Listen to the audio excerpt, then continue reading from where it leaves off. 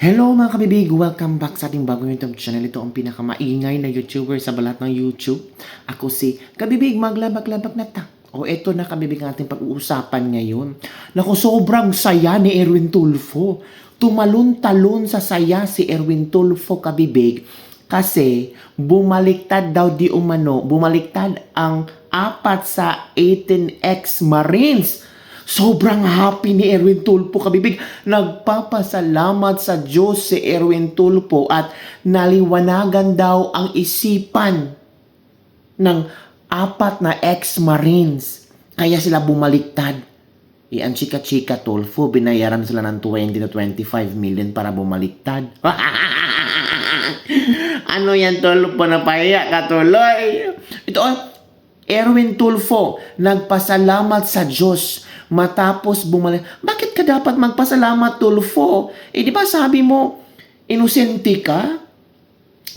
Di ba? Sabi mo, kasi ang sabi ng 18X Marine, itong si Tulfo, parte sa mga binigyan ng maleta. Kung inosente ka talaga, hindi ka mag-react. Pero ngayon kabibig, nagpasalamat talaga siya. At itong news wala na daw ang Blue Ribbon Committee hearing sa flood control. Oy, alam niyo na.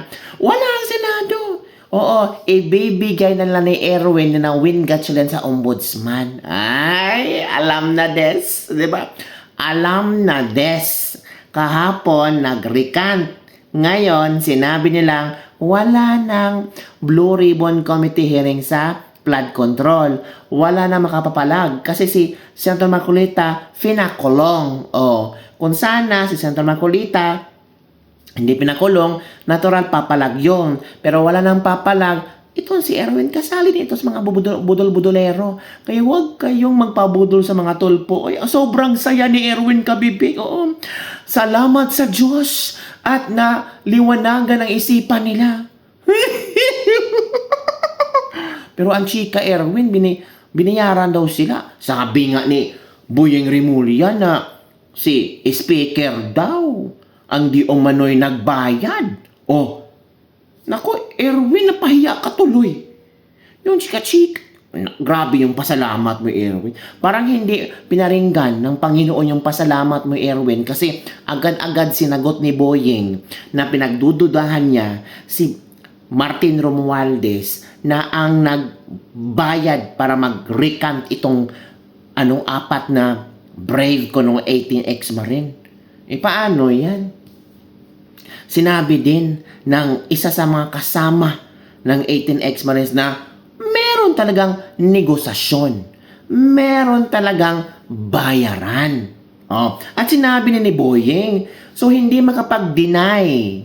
No denial. Sinabi ni Boyeng na posibleng si Martin ang nasa likod nito. Tapos si Erwin nagpasalamat. Si Ace Barbers nagpasalamat. Maraming nagpasalamat kabibig.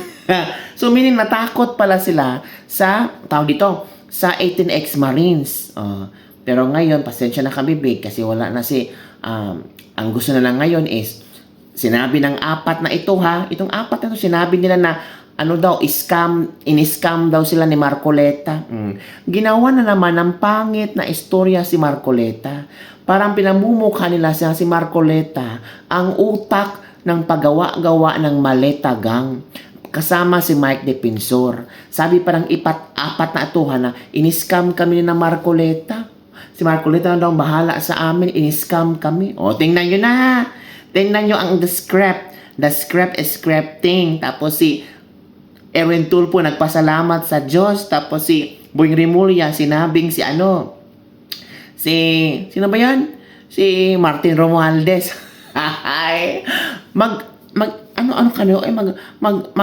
Maggawa kayo ng GC. Maggawa kayo ng GC para solido yung mga statement niyo. Parang parang hindi parang the script is scripting na. Ito ang komento ng mga netizen kabibig. Sabi ni Erwin Tulfo, I'm not surprised. Hindi naman siguro kalot kanan ang demanda nila kung totoo mga sinasabi nila. Huy, grabe naman. Meron bang magnanakaw na aamin na magnanakaw sila? Of course, para sabihin na hindi sila magnanakaw, magdedemanda sila. So, Natural Erwin is one of those people na nagdemanda. Kung totoo ang sinasabi niya, pero salamat sa Diyos at naliwanagan ang isipan nila. Oy, 'di ba? Eva ang drama ni Erwin. Nakakatawa lang ko sa comment niya, I'm not surprised. Hindi naman siguro at kalawat kanang ang demanda nila kung totoo nga sinasabi nila. Wala namang isang masinungaling ang magsasabing, oo, totoo, nakareceive ako ng maleta. Diba? Common logic lang yan, Erwin. Ewan ko ba? Eto kabibig, and because of that, because sa pag-recant daw ng 4 na ito, wala ng Blue Ribbon Committee hearing sa flood control sa Senado. Ang ombudsman na daw ang hahawak nito. Oy, boyeng na naman. Uy, ligtas sila. Parang hanggang itong flood control makalimutan ng tao. Pero if ever si BP Sara makaupong presidente, hindi yan talaga makalimutan.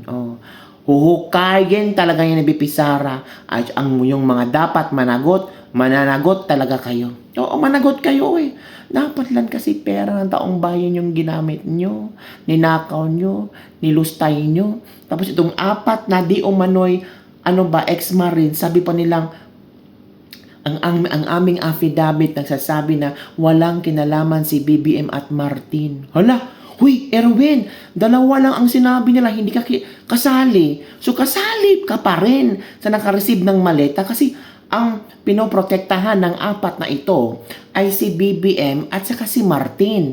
Hindi ka kasali. So huwag kang mag-assume. Naku, itong si Erwin talaga. Hindi na mention ang pangalan mo dong Erwin. Oo, si Martin lang at si BBM talaga ang kanilang pinoprotektahan. Oo. So panoorin nyo kabibig itong video na ito. Grabe. Alam mo ba kung sino may sabi na hindi na sila mag-iimbestiga ng flood control? Sino? Sino yan mga yan? Si Senador Erwin Tulfo. Ba teka, siya ang chairman ng Blue Ribbon Committee ngayon ng Senado. Kaya nga. Kasi kaninang umaga, sila ay pumunta sa ombudsman. Kaya pala may mga pictures ngayon sa social media. Alam mo kung sinong kasama niya? Sino? Si Senate President Win Gatchalian. Ba, okay? Oo. At nagkaroon sila ng closed door meeting. Ayan, no? Sarado yung door? pintuan yan Ganon? Closed door meeting. Saan opisina ito? Parang sa Saan Senate. mo? Ombudsman yan. Sa ombudsman ba ito? Oo, opisina ni Ombudsman May ganyan Crispin pala Rebulla. opisina ngayon ng ombudsman. Magandang maganda. Dati nung nagko-cover tayo ng ombudsman, Maliit parang lang, liliit lang. At saka, meron palang ganyan ngayon, no? Maayos na. Ang sabi po ni pagkatapos ng meeting, dahil lumabas sila. Oo. In-interview sila ng mga reporter. Oo. Ang sabi ni Senador Erwin Tulfo, Okay. ni-request daw ni Ombudsman na sila na lang ang mag-imbestiga ng flood control. Ombudsman na ang papasok, hindi na ang Blue Ribbon. Oo, kaya ang sabi ni Senador Erwin Tulfo, dahil doon, ipinaubaya na namin. Dahil may iimbestigahan kaming iba. Oho. Naniniwala So, ka hindi na? naman totally palang ipahihinto na, kundi ako naman, baka may plano din si Tanod Bayan, Boyeng Remulla. Ang pagkakaiba dyan sa ombudsman, hindi mo na mapapanood.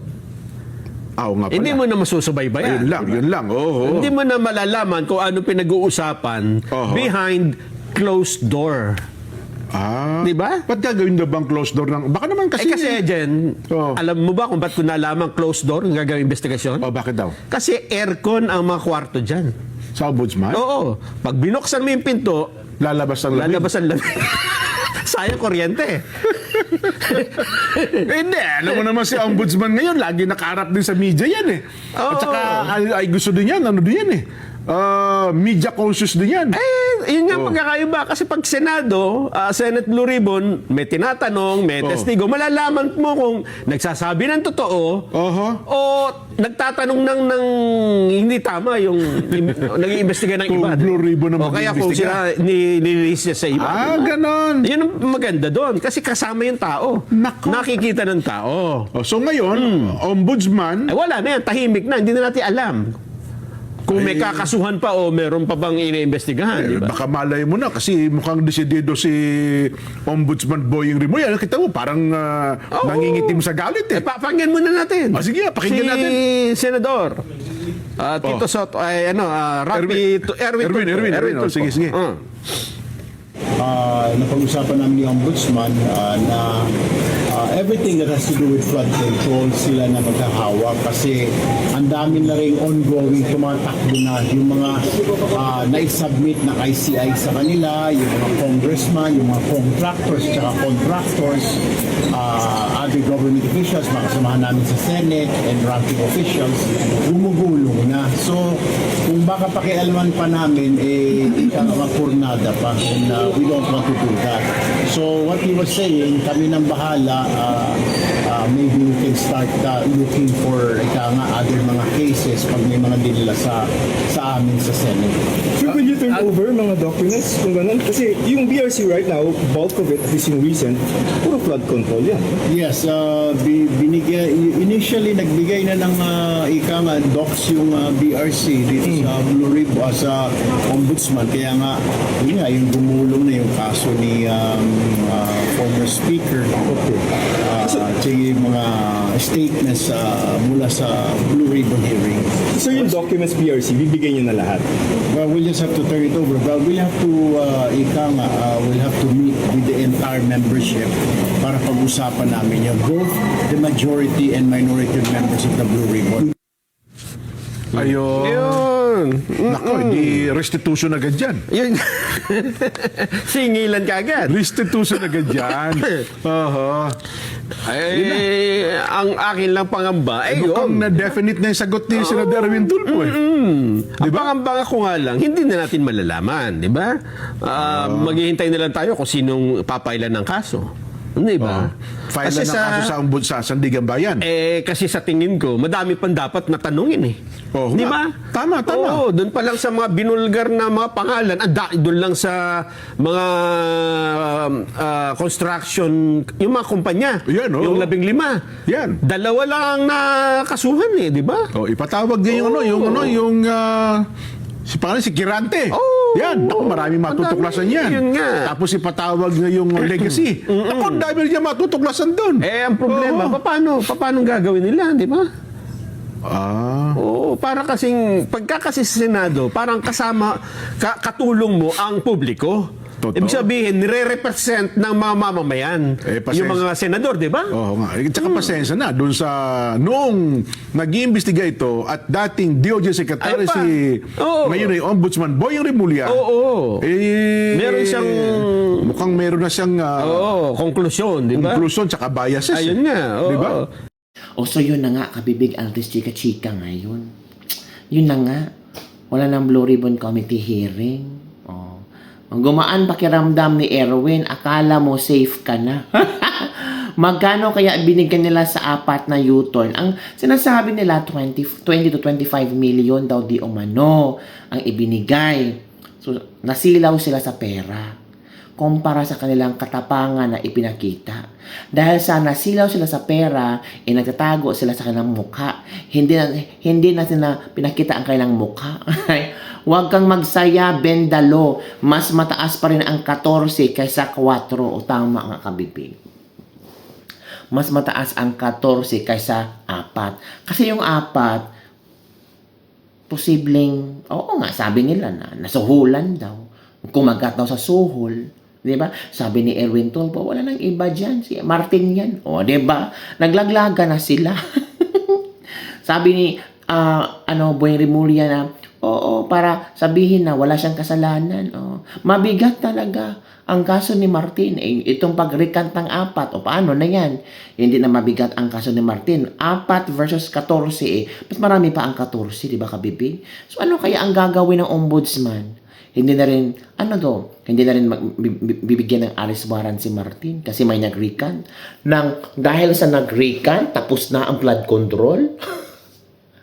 Nangyari sa Pilipinas, So maghintay-hintay lang tayo kabibig kung ano ang maging update nito. Kung meron pa bang susunod na mag-recant, meron pa bang susunod na tatanggap ng 25 million. Grabe no, yaman, 25 million. grabe. Pero yung pera na yan, mauubos din yan. Pero yung legacy mo sa buhay mo, sa pagkatao mo, pati sa pamilya mo, sira. Nadamay at sirang-sira.